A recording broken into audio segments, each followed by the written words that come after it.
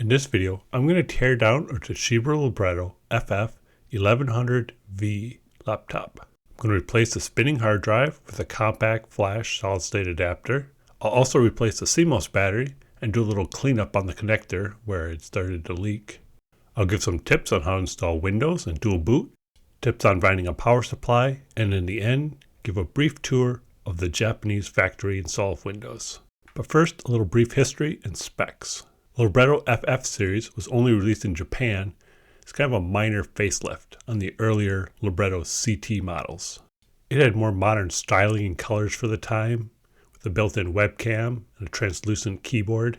And aside, these new plastics seem to be a lot more durable than what they used in the CT, which tend to always be broken or likely to crack when you take them apart.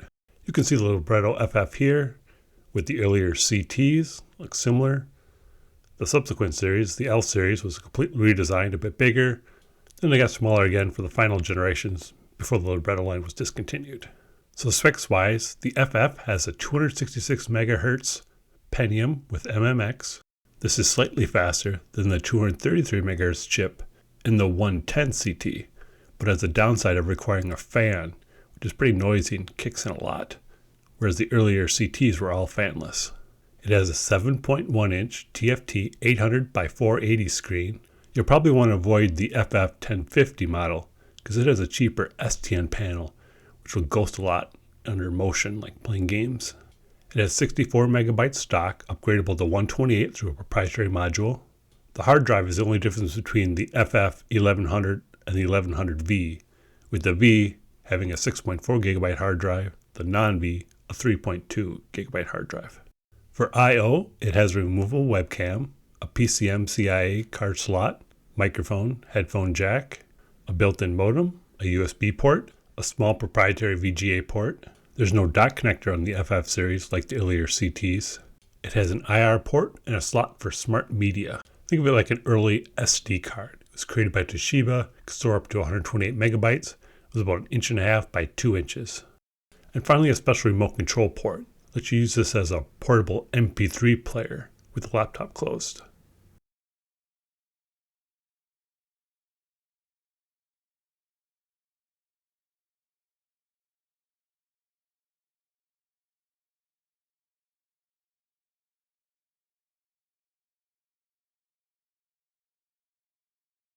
Okay, now to start the teardown. And first I'm going to remove this detachable webcam.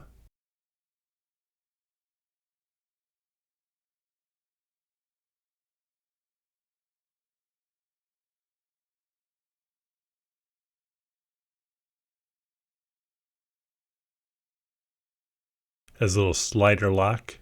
Now I didn't have it, but I believe this originally came with a cable that you could hook up to that port there to the camera to be able to use this like on your desk separately, not attached directly to the laptop, but it's a proprietary cable. Next, remove the lithium battery. It's a 3-cell 10.8 volt battery.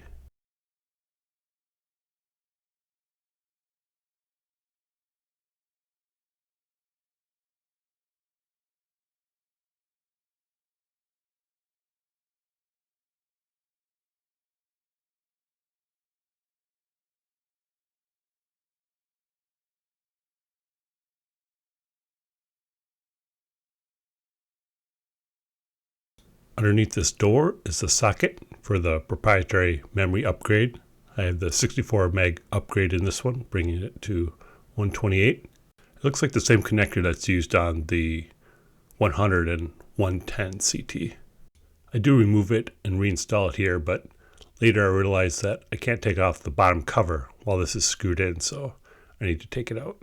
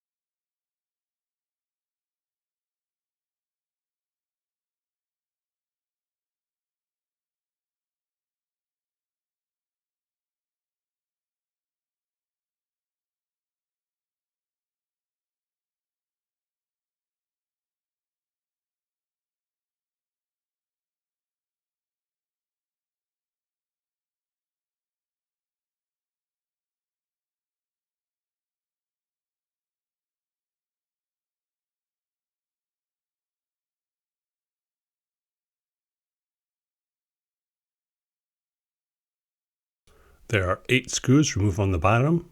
They're all the same size. Nothing's hidden under any feeder labels.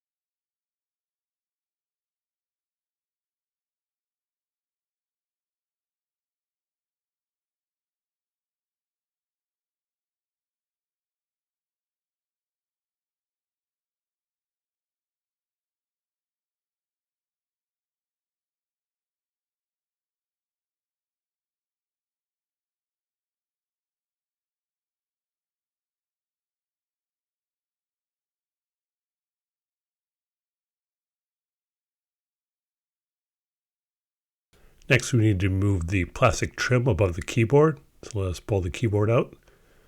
There's some catches along the bottom, and there's 2 tabs on each end. So you just kind of flex it up from the middle, and it'll pop out.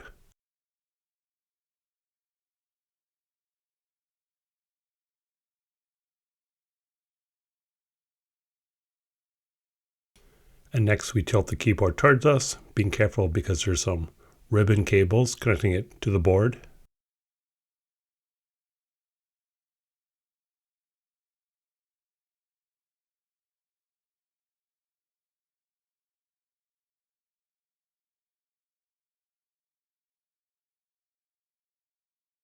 The connector here has locking tabs. You want to just pull on the cable, and you need to push on the 2 tabs to the left to release the cable.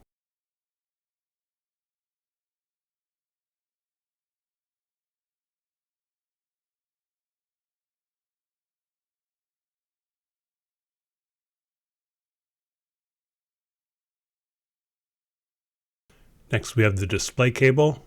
This we can just carefully lift up.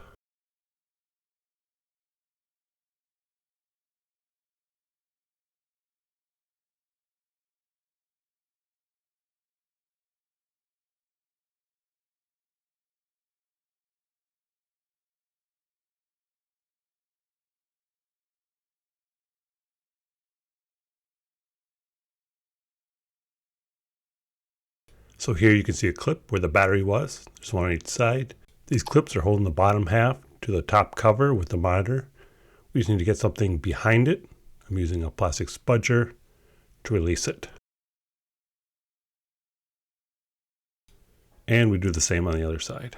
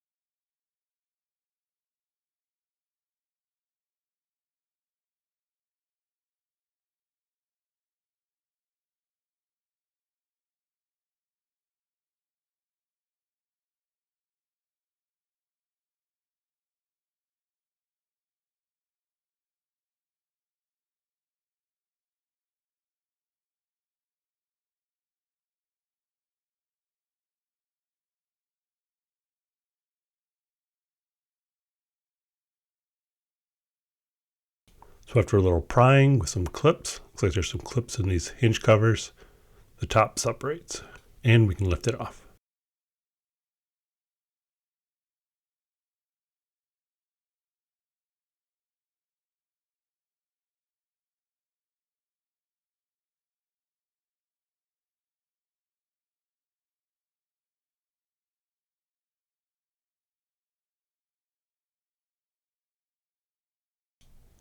So the first thing I'm going to check is the CMOS battery.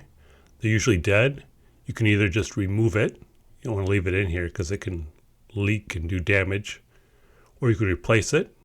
You can buy a brand new replacement pack on eBay. And in this FF model, these batteries actually fit fairly well, where in the earlier CTs, they had a small plastic compartment for the battery that I couldn't really make the replacements fit into. I'm going to be using a 2.4 volt, 2-cell, 40 milliamp pack. I think the original is only like 18 or 20.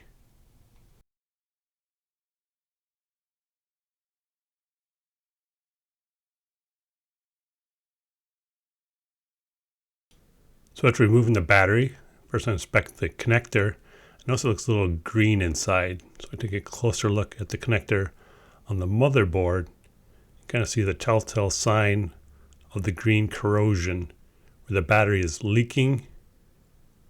Here's a close-up. It's eaten its way down the wire into the connector, but it doesn't really look like it's expanded to the board yet. So we've kind of caught this in time. And then here's a closer look at the corrosion in the connector. Later I'll show how I clean this up.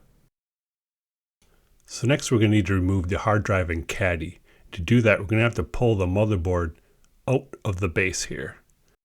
This is where I realized that the memory is going to have to be removed to do this. So I'm taking it out now.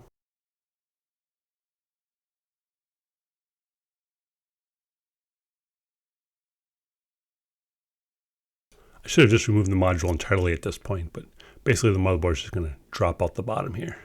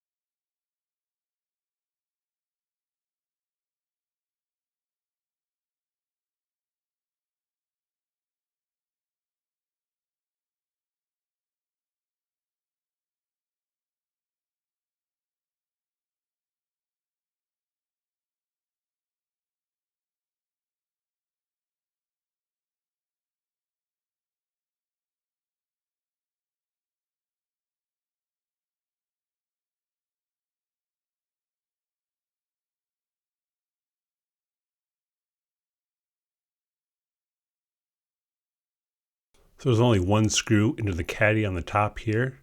The drive is then screwed into the caddy with 4 screws going into the side. There'll be 2 screws on the bottom going directly into the drive. It's basically held in by the connector itself on the back. These are the 2 screws going into the drive itself.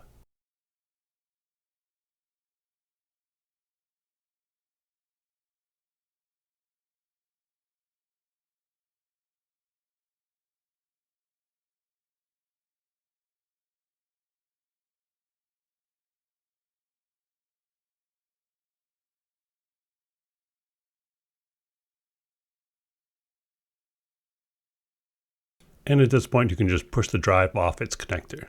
It's just a standard 2.5-inch notebook drive, 44-pin IDE.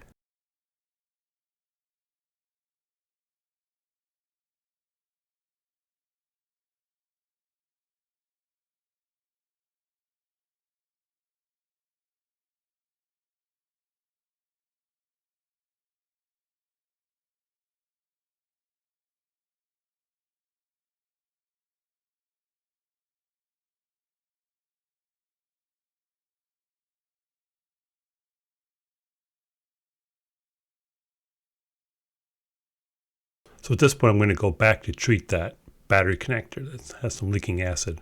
I'm going to use distilled white vinegar, the Q-tip here to kind of drop some right into the connector, kind of just around it.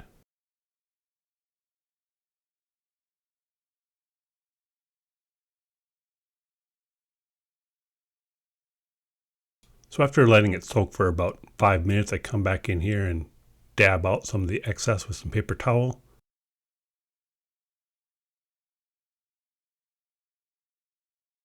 And then using a small stiff nylon brush that I dip in more vinegar, I try to scrub the pins a bit.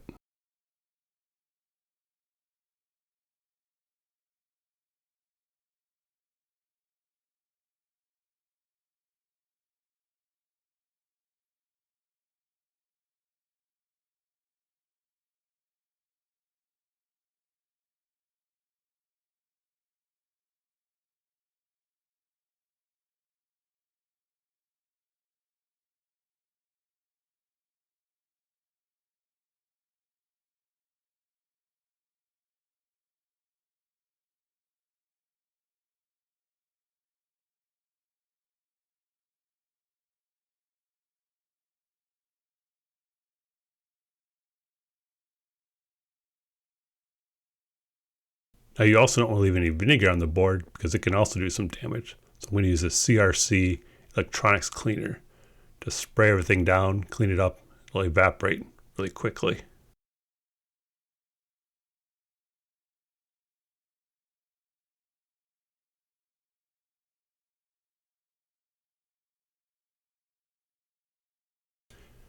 And upon inspection, it looks a lot better. That green corrosion is now gone off the pins.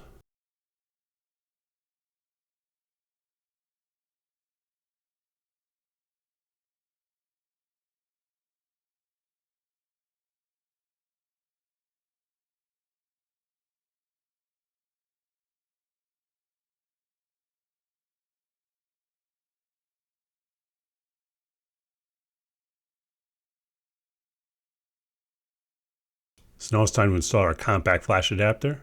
Originally I wanted to use the factory caddy, so I was going to use one of these 2.5-inch adapters with the regular screw holes. But it was thicker than the original drive and it would kind of collide with the top cover. My thought to use the caddy was it had a metal arm on it that supported this little board here. You can kind of see it wiggles a little bit, but it's really not that much of a concern. To use the metal caddy though, you have to have a 2.5-inch drive in, since it needs to screw in through the bottom to stay in place, otherwise it'll just kind of wiggle around. So I decided to skip the caddy and just use a standard 44-pin to compact flash adapter.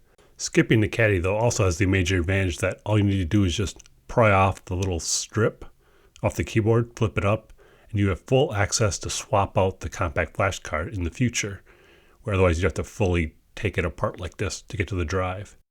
These adapters always seem to have extra long pins on the little master-slave jumper. I always trim them off because I don't want them to risk poking through something.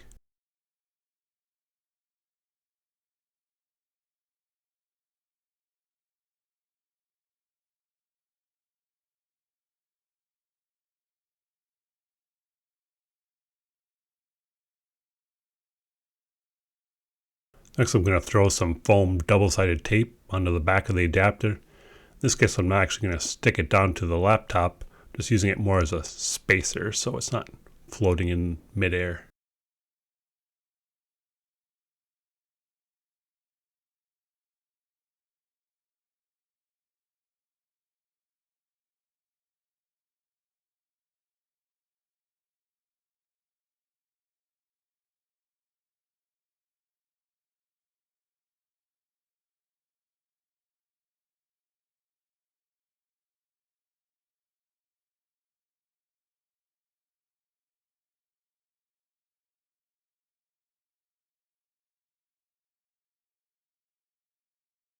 So next up, I'm installing my new CMOS battery. This is optional to avoid the error message on boot after it's been unplugged. The wire on this replacement battery is longer than the factory battery, so I spent a little time figuring out how to route this so it doesn't get caught in the little button right below the connector that tells it when the screen is closed.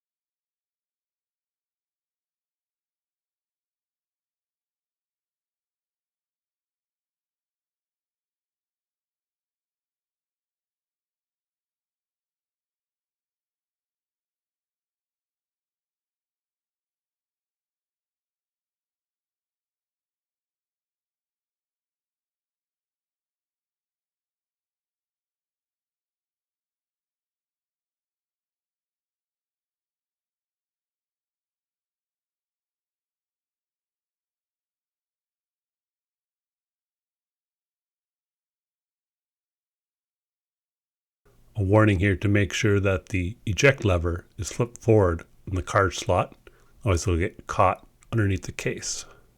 And then we begin reassembly, the opposite of how we took it apart.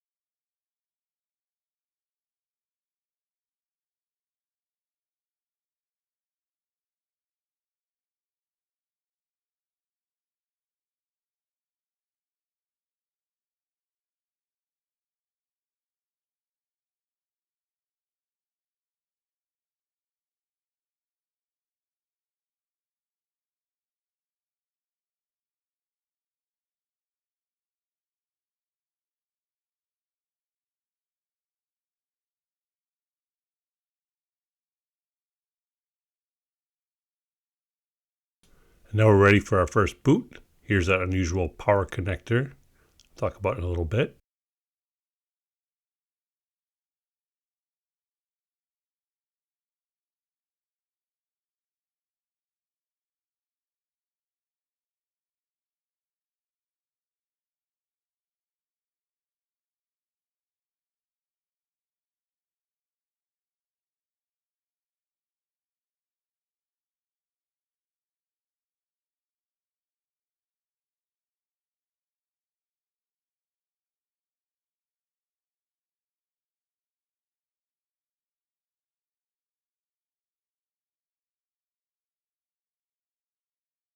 I'm going to take a look at the BIOS by hitting the escape key.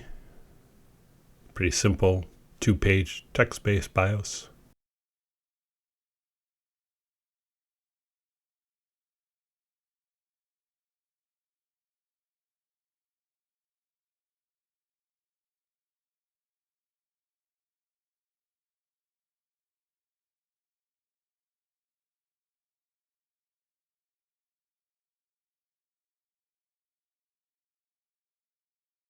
Let me give some quick tips on installing an operating system. Libretto FF originally came with Windows 98. The quickest way is to prepare your compact flash card in advance using a tool called Rufus.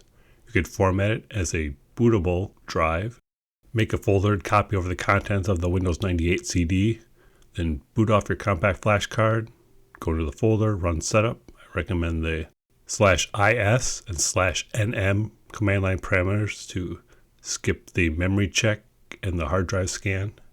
There is original factory recovery CDs on archive.org.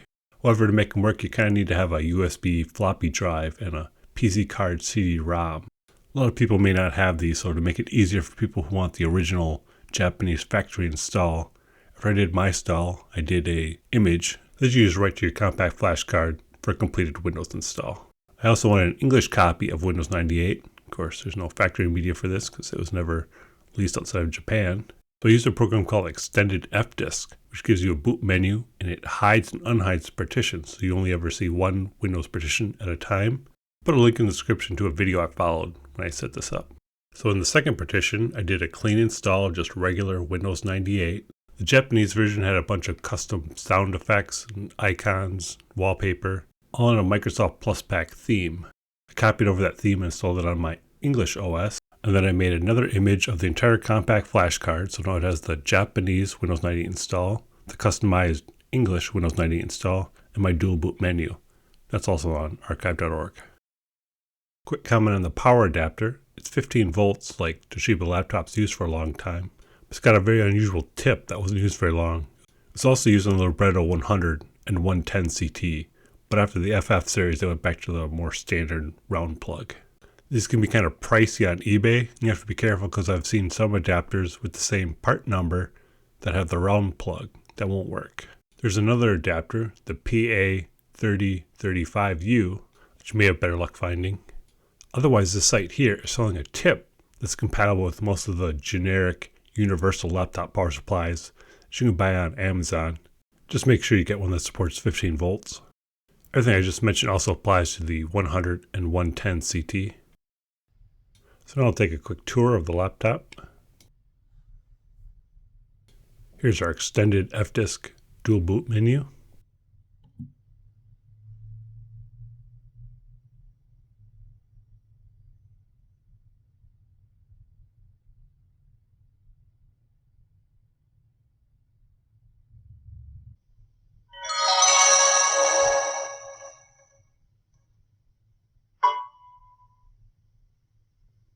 In a moment, you're about to see this little animated cartoon character. It comes up with the registration program. No idea what it's saying.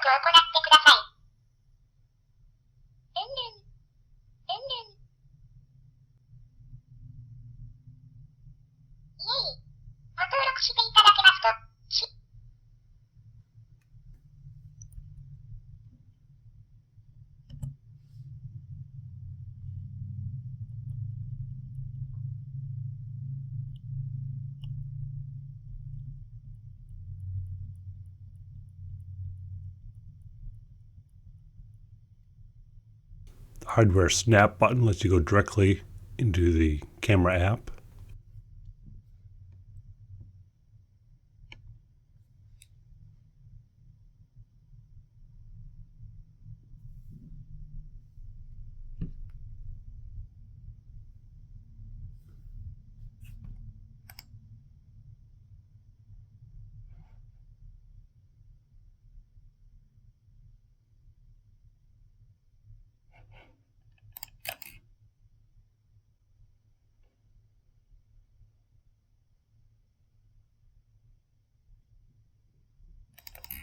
Music player app.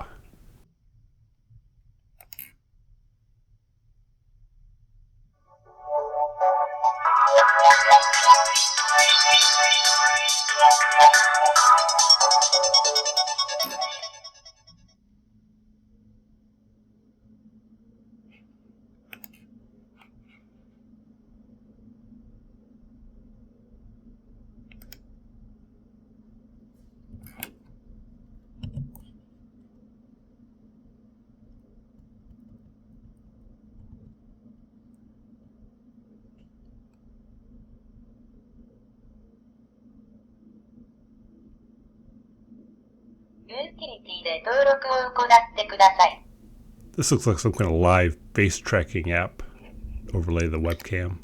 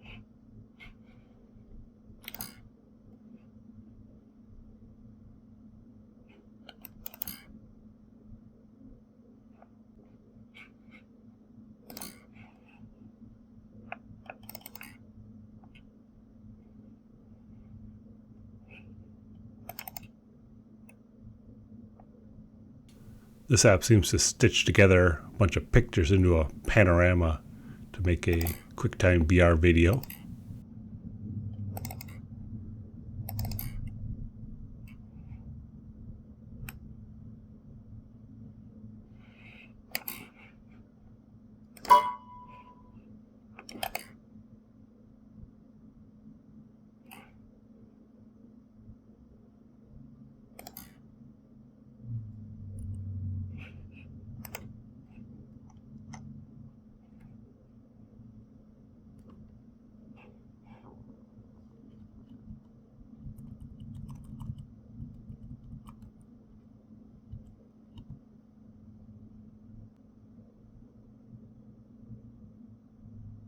No idea on this one.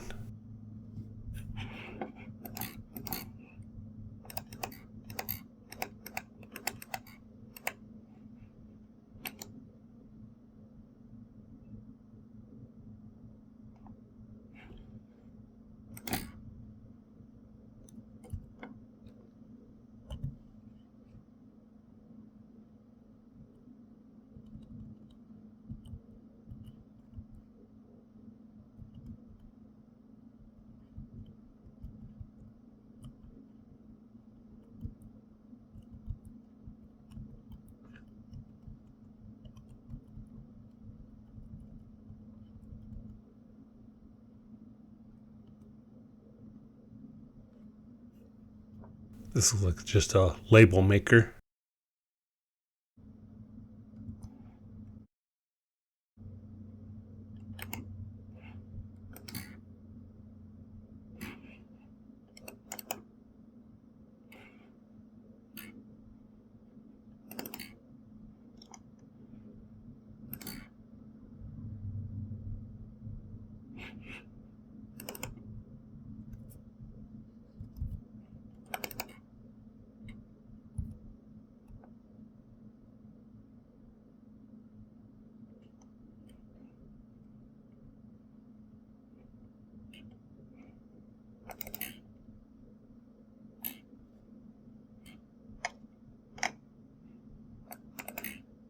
These seem to be a bunch of text-to-speech applications, including like a screen reader.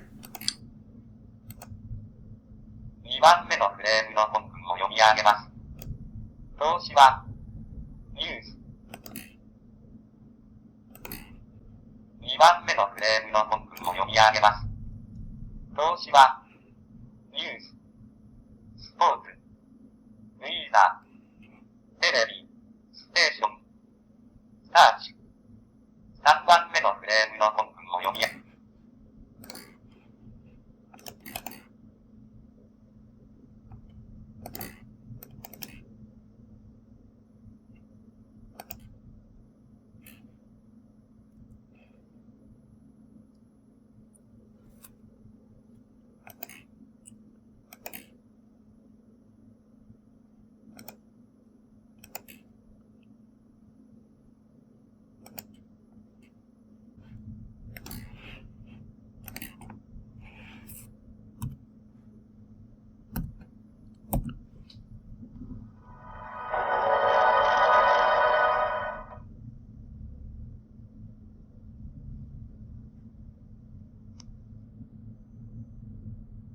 And I'll just quickly show the English install.